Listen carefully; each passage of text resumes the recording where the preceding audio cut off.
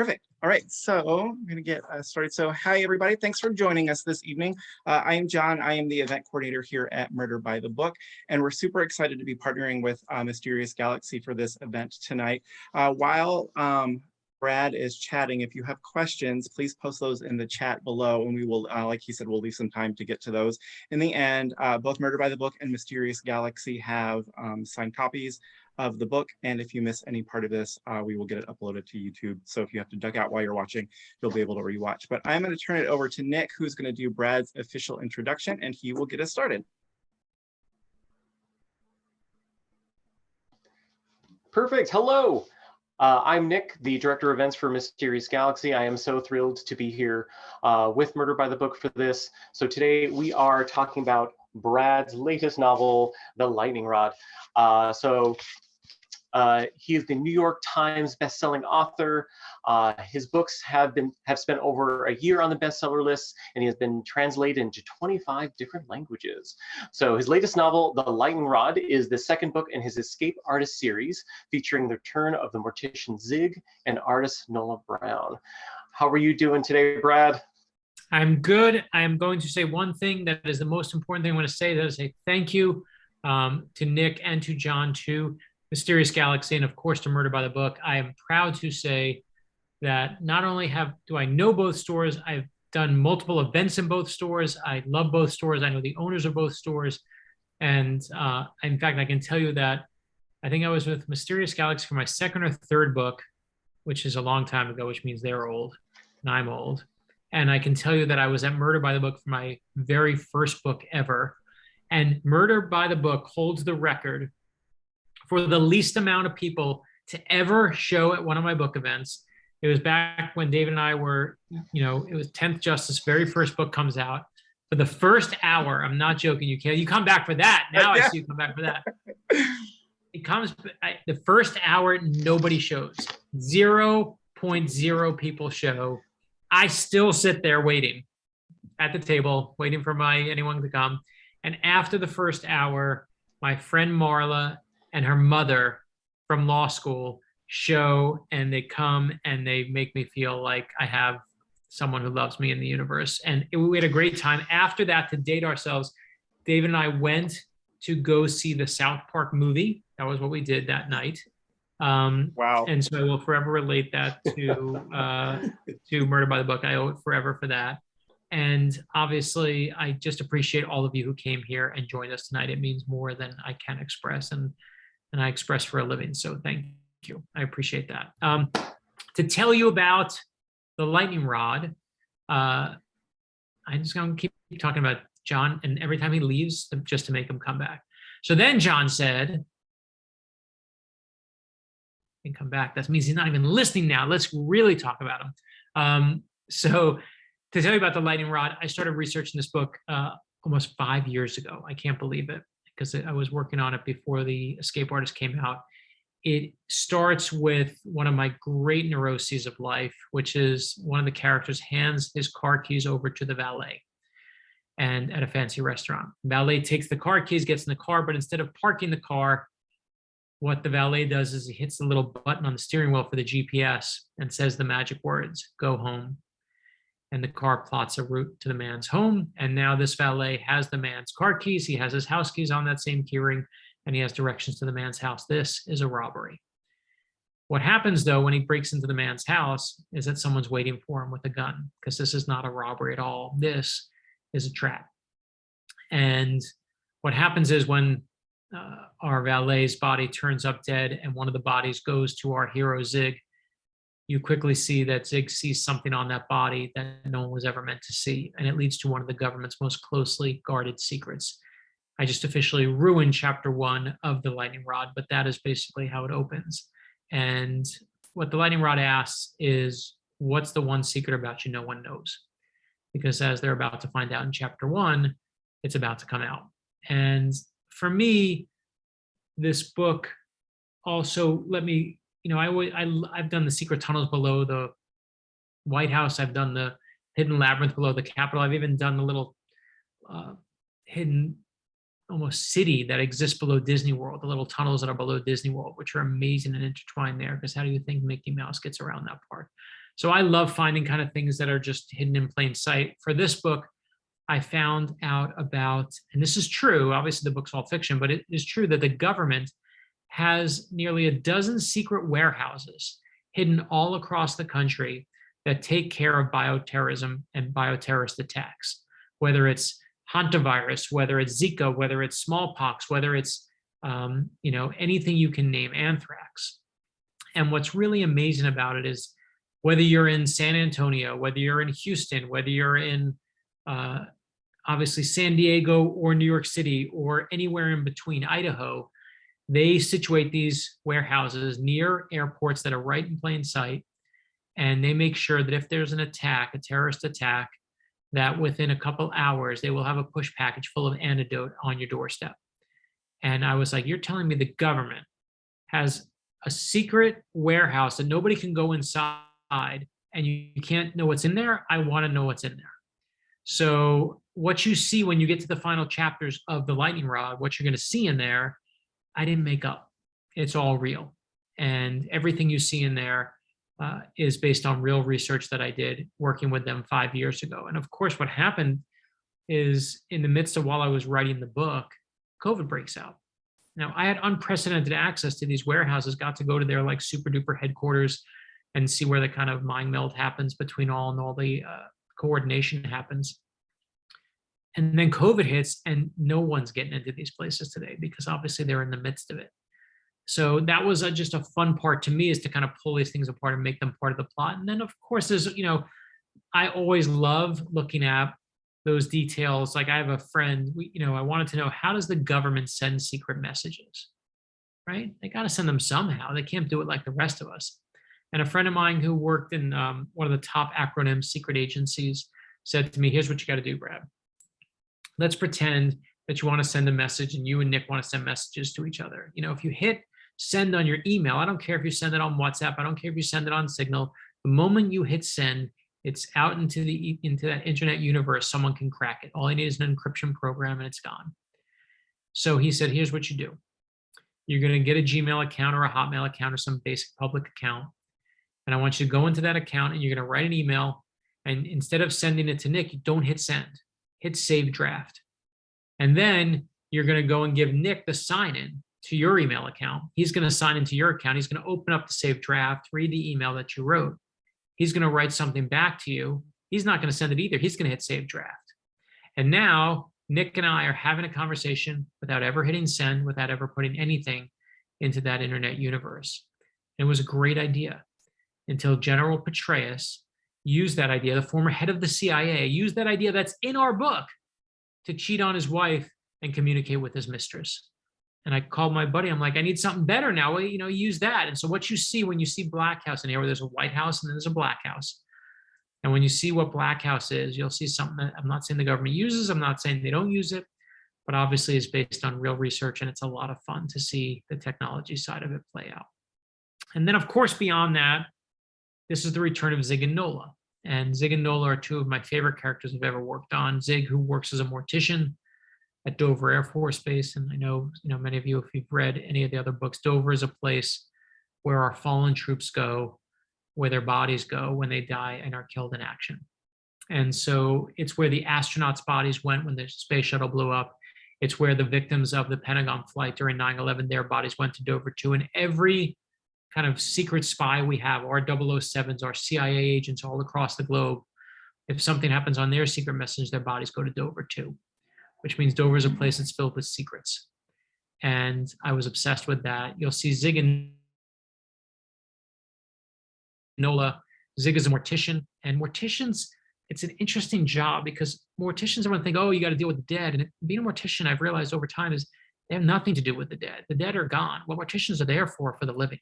They're there to help those who are living. The reason you prep a body and you make a body look good and you make sure it's dressed right, and you rebuild someone's hand because someone says, I want to hold my son's hand one last time. The reason you do those things is because you're trying to help the living.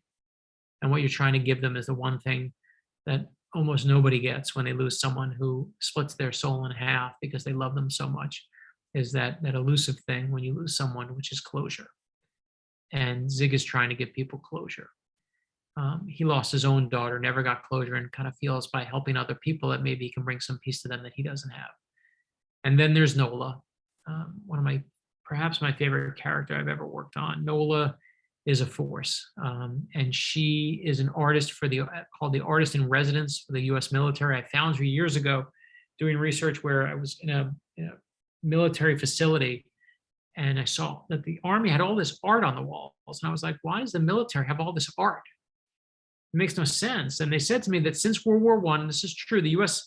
Army has had an artist in residence, a painter on staff who paints disasters as they happen, whether it's storming the beaches of Normandy, whether it's 9/11, Vietnam, Korea, wherever it is, they're painting it. And I said, you're telling me that everyone else is running with guns blazing, and you got someone racing in with paintbrushes in their pockets? That person's crazy. I got to meet him.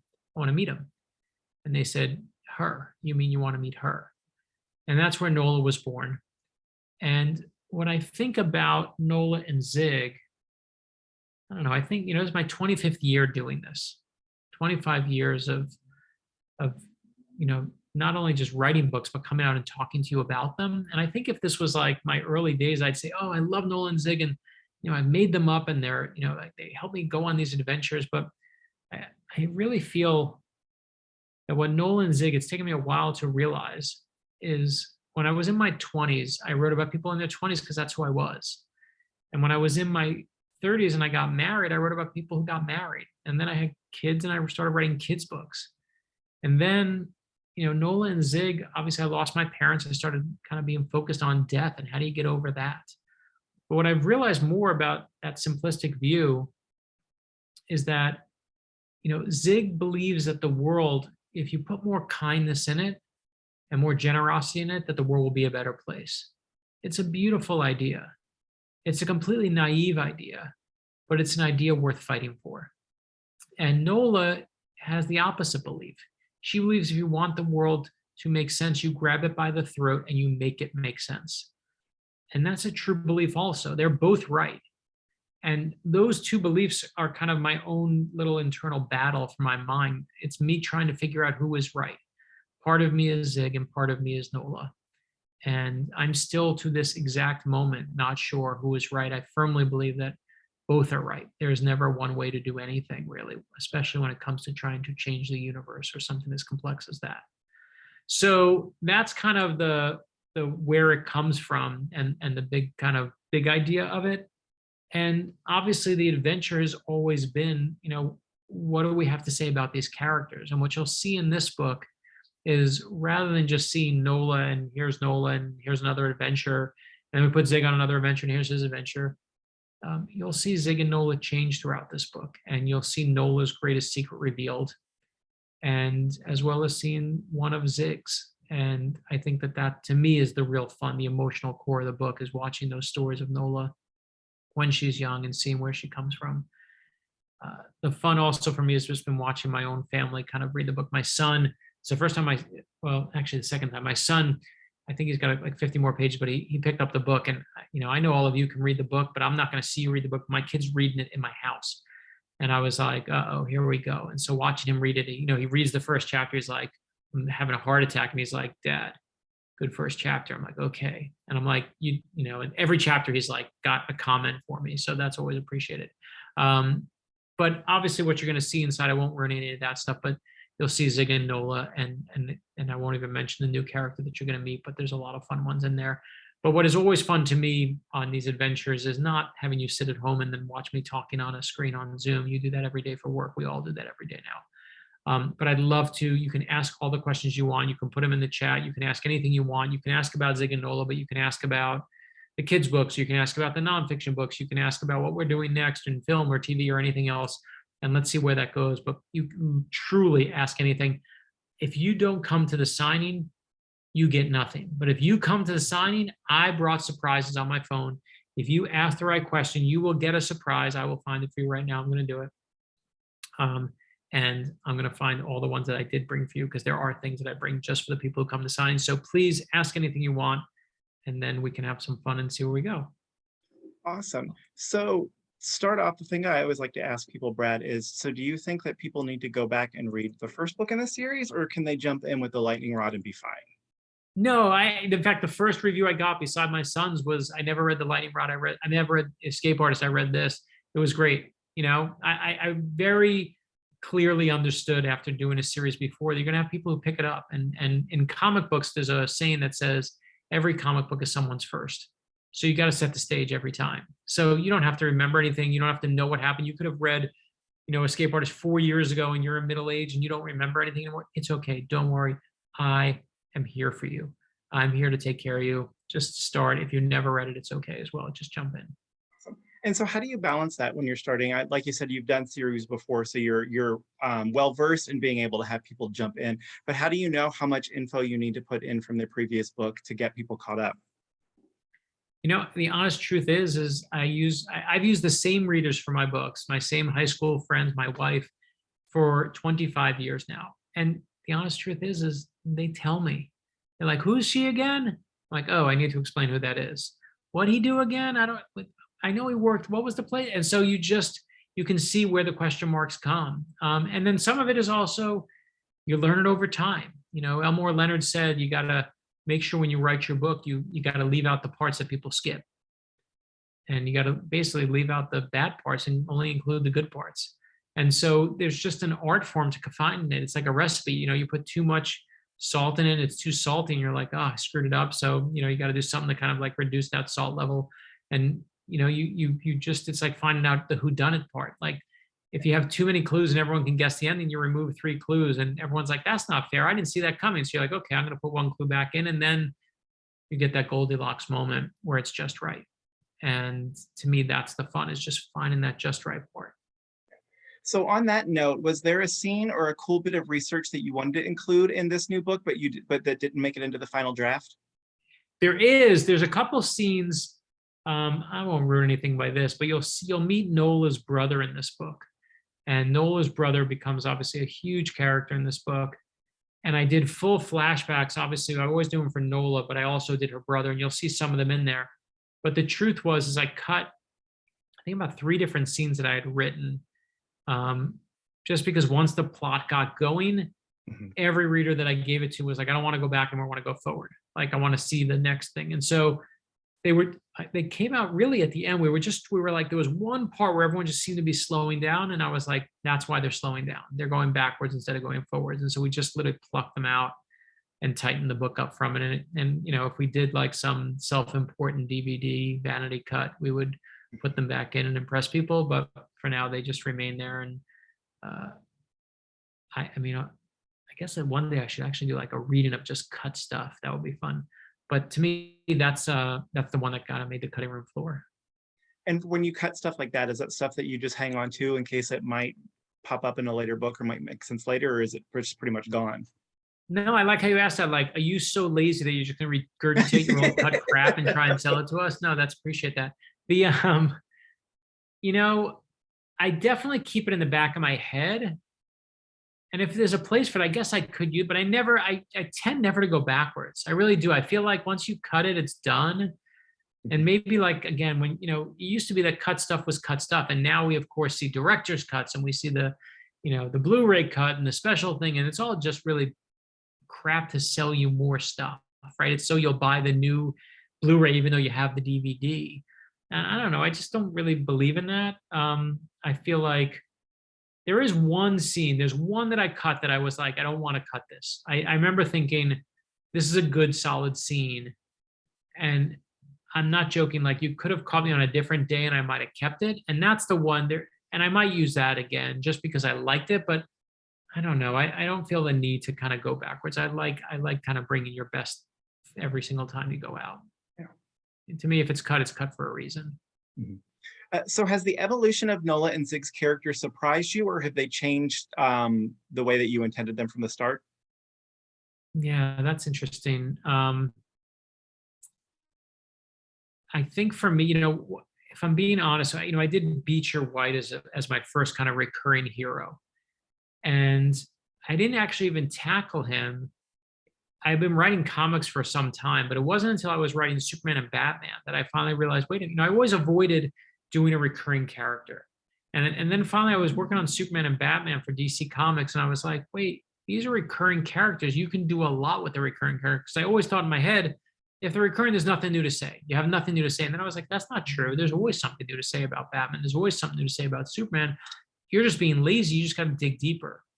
And what I learned doing Beecher is that's only halfway true. The reality is you have to create a character that's deep enough that you can keep scratching and keep finding something new.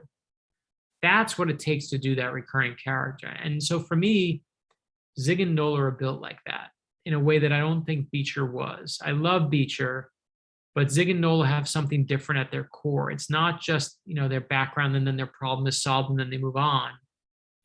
Their problems will never be solved.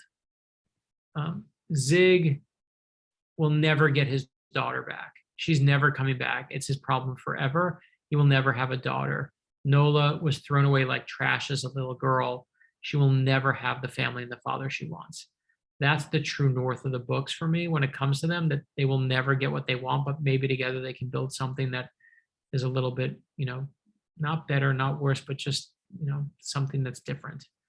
And I do think that they do evolve. They did surprise me at the end of this book. There's a little bit of like, it's just that another layer when you scratch deeper that I was like, oh, there's room for that too. So yeah, they always surprise me because they're characters now that have been around for, 800 pages for me.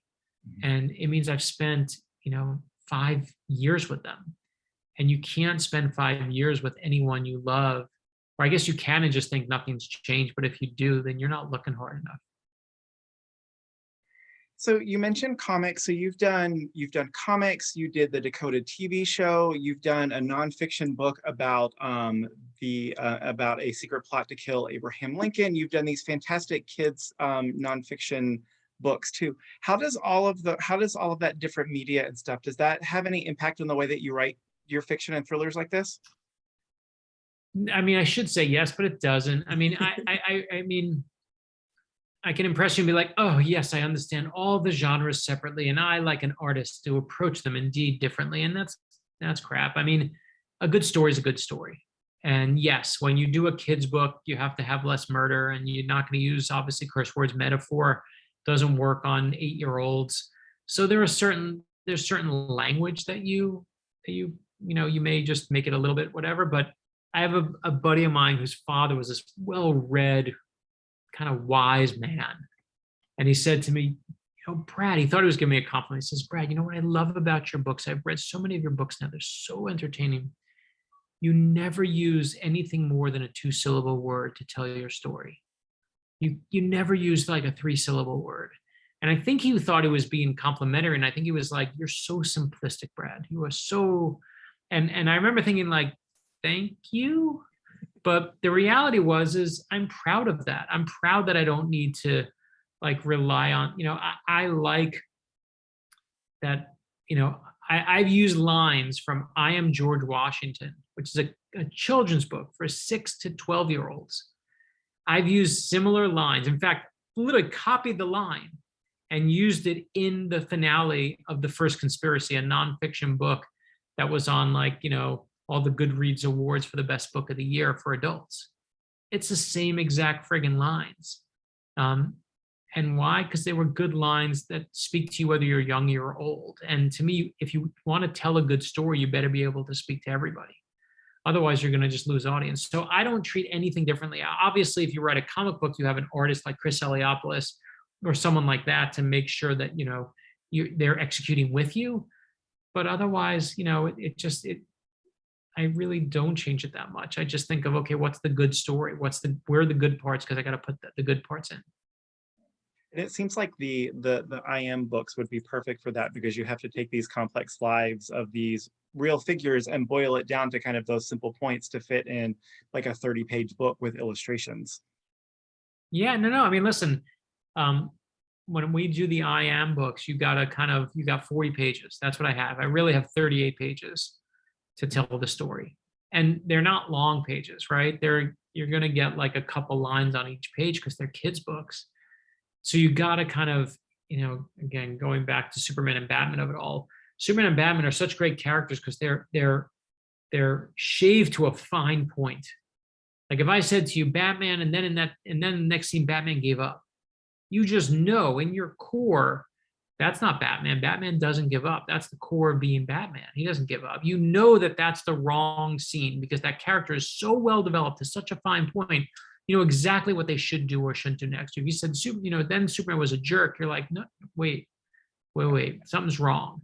And the reason that happens is because thousands of writers and artists have honed that pencil to its finest point, so it's like a knife now.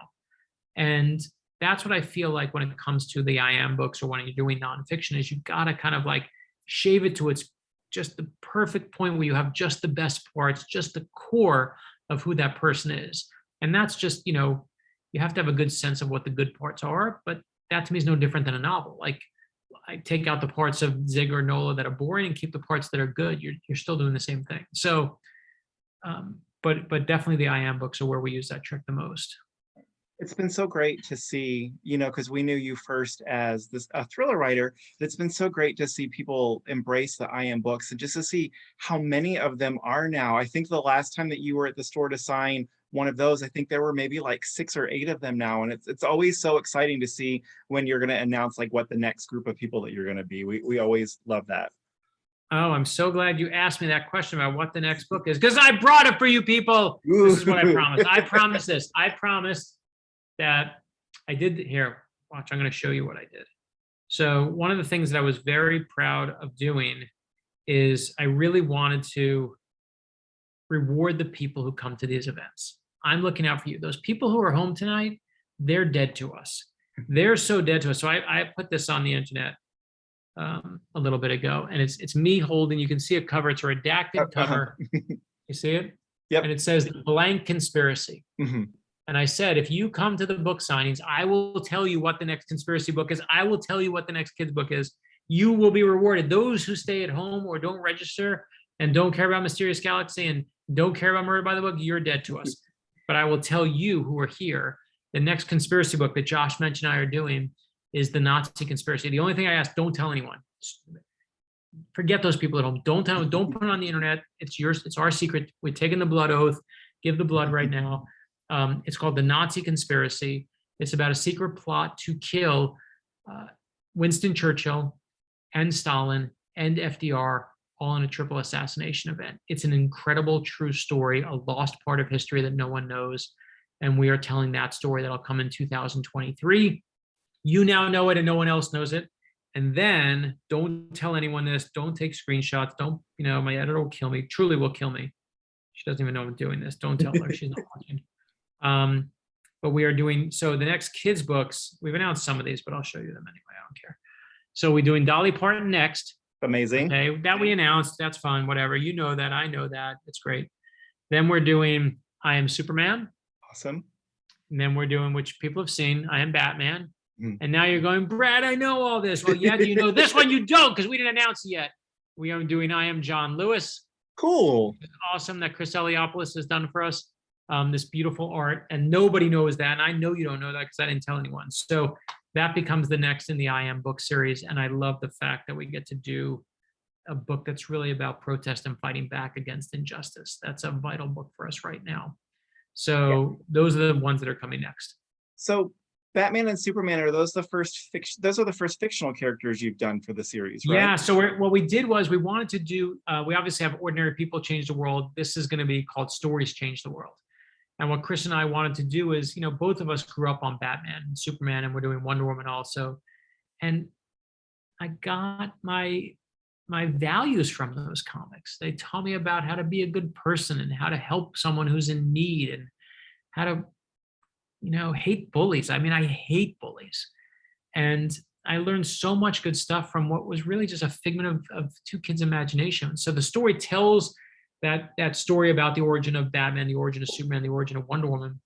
But the fun of it is also at the very end on the last page is you see the creators of it. So Superman was created by two 17-year-old teenage boys.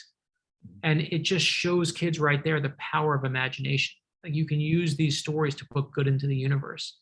So that's a really, really fun book for us to do. So it is called Stories Change the World. So we do Dolly Parton and I Am Pay come out in June.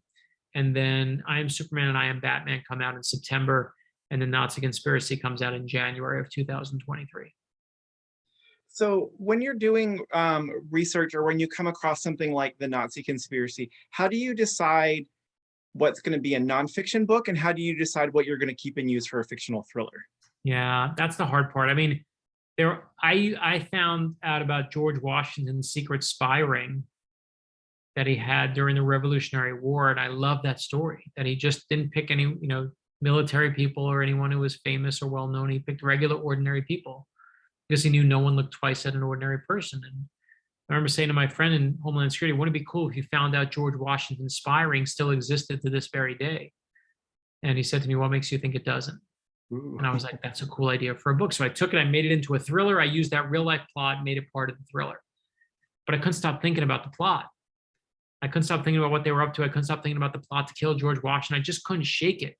And when I can't shake something for months, that's when I know I need to use it somewhere. Like something's going on. Because a lot of things that, when I find myself and I got nothing to do, when I go deep diving into some random part of history and I keep going back to that part because it's still gnawing at me, that's when I'm like, that needs to be a nonfiction book now. It's deep enough. Kind of like that we were talking about before, characters scratching them deep enough. When I keep scratching and I'm still interested, that's when we're like, let's go. And let's be honest, I mean, a triple assassination event by the Nazis at the height of World War II, like, it's just a cool story. And how did I not know that story? So once I found it, I was like, I know I'm never shaking this. It was too good. So do you find it difficult mindset wise to shift gears when you're doing like an adult thriller or the nonfiction books, or does the story dictate and make it easier to do that?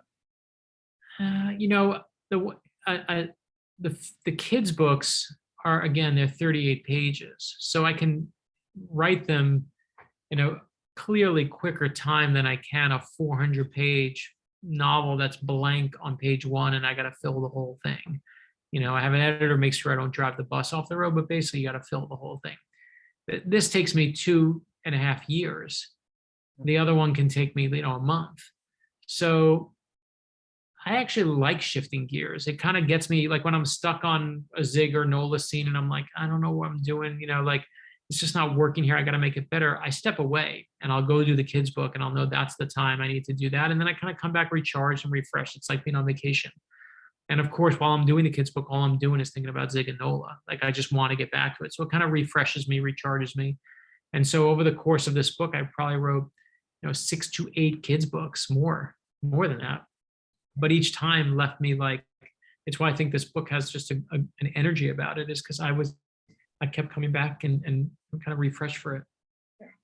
And so what kind of research do you do? Because it seems like between a thriller, nonfiction, and these nonfiction kids books, it seems like there would potentially be never-ending research. So what kind of research do you do, and at what point do you stop and start putting pen on the page?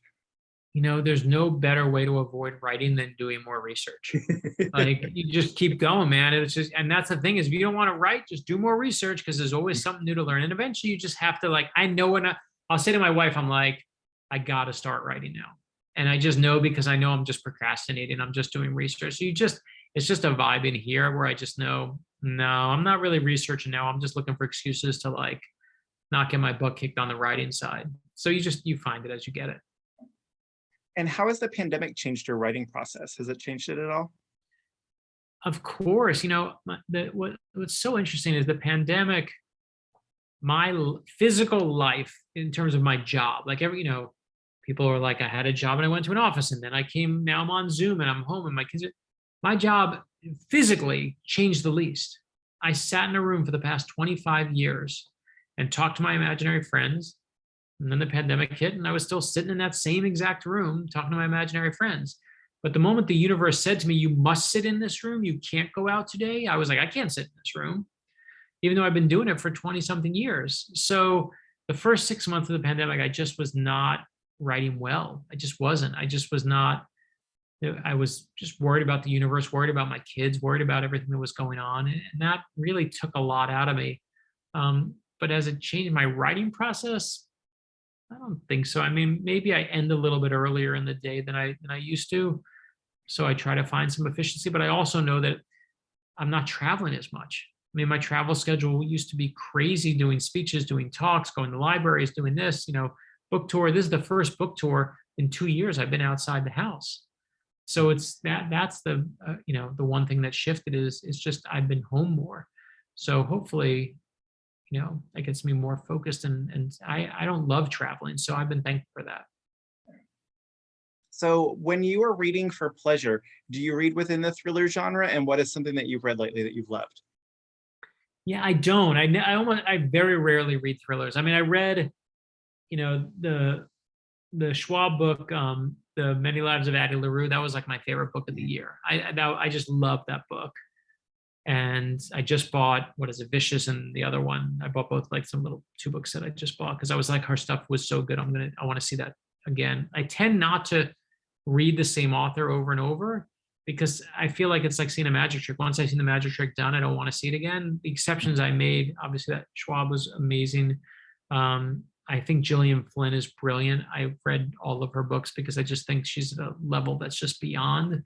But for the most part, I read everything. I mean, I read a ton of nonfiction of whoever we're doing next, and then whatever history I want to read for pleasure. I read a ton of young adult. I read a ton of comic books, probably more than anything else I read. And I'm constantly jumping between genres, between books. Mary Roach is one of my favorite nonfiction writers, but I just as easily could be reading, a young adult book. And I think when I was younger, I used to think like, I will read from a good review or a very smart and educated bookseller. And that's snobbery bullcrap. I mean, I've realized now that, especially when I go on tour, like I'm going to have the best reading list of anybody in 2 weeks when tour is done, because I've realized that there's a 13-year-old kid out there who will give me just as good a recommendation as any snobby reviewer. And I remember finding like so many books for just asking kids in line, what are you reading? What do you like? And if a couple kids say the same thing, I'm like, okay, I want that. That's going to be the great new thing. And they have great taste. Like kids have great taste and adults have great taste. So I literally, like, you're coming through my line, I will eventually be asking a couple people when there's a lull and whatever, what are you reading? And I just will collect out there and see what people like. I love Tom King stuff right now in DC, as much as I love reading Schwab, as much as I love reading, Mary Roach's, so everything. And for thrillers, just to answer the question, I don't read a lot of them because I take them apart. I don't really enjoy the ride.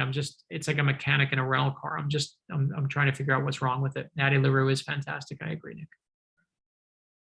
And do I have I can see now the question, do I have a go-to book in times of comfort? Maybe this is a good place to end. I read Watchmen every year. Alan Moore is my favorite writer. I read that basically every year almost. It's certainly every 2 years, but almost every year I read that book again. Perfect. Yeah. So like I said, I think that's a perfect place for us to end. So for everyone who is watching, as we said, if you missed any part of this, we're going to get the links sent over to Mysterious Galaxy, and we'll have it up on the Murder by the Book YouTube channel. We'll do it unlisted for a couple weeks till Brad's done with the tour. So that way any of this special stuff that he's announced will still be special.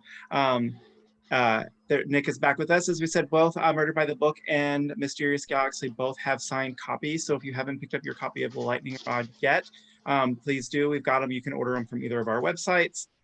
Brad, it was so great to see you again. And Nick, it was great to meet you. I'm so glad we got to partner up and do this. Me too. This is wonderful. Thank you so much, Brad, for doing this. And thank you, John, for help facilitating this. This has been great. Yeah, and listen, thank you to everyone out there for 25 years of support. Huge thank you to, let's see if I can do it, Mysterious Galaxy. Oh, it's right out of the way. I don't know where I am. Mysterious Galaxy and Murder by the Book. I'm doing this right. But seriously, thank you for being there for my start and for my late days as well. It means more than I can really say. We're so excited. It's so good to see you even virtually. So we can't wait till we get to see you back in store. I'm sure Nick feels the same way. We can give you a hug and get to hang out. So you guys take care, and we will see you soon. Good night. Thanks, everybody.